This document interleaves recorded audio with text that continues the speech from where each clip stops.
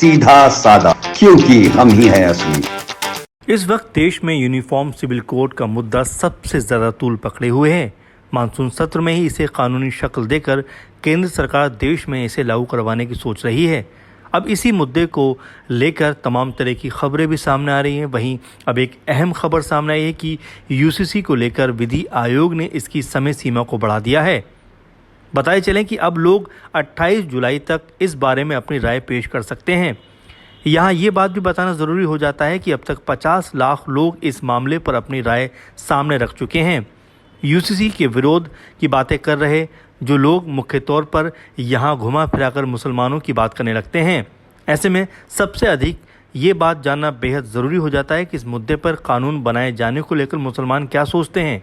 कई मुस्लिमों ने यूसीसी को लेकर अपनी बात को रखते हुए बोला कि शरीयत के नाम पर यूसीसी को वो नहीं मानने वाले हैं। मुसलमान कहते हैं कि एक तरफ इंसानी कानून है तो दूसरी तरफ उनका इस्लामी कानून है। मुस्लिमों का एक वर्ग साफ तौर पर यह कहता है कि इंसानी कानून उन्हें पूरी तरह से इनकार नहीं है, लेकिन इसे आखिरकार इंसानों ने ही बनाया है।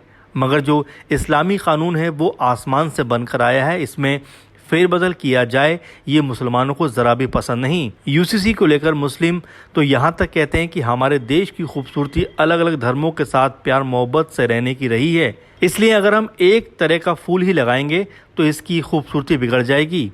वहीं 4 शादी करने के सवाल पर भी मुस्लिम ये कहते हुए नजर आते हैं कि 99% देश में जो मुसलमान हैं उन्होंने एक ही शादी की है, यानी उनकी एक ही बीबी है।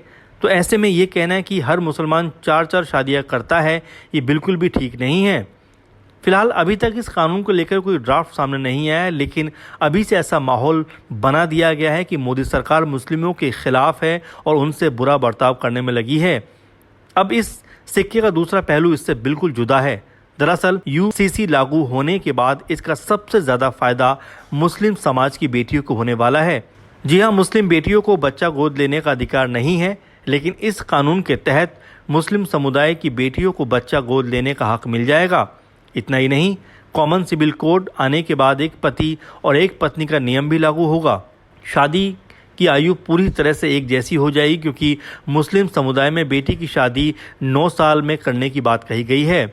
वहीं इस कानून के बाद मुस्लिम महिलाओं को गुजारा भत्ता भी मिलेगा, जिससे वो महरूम रह जाती हैं।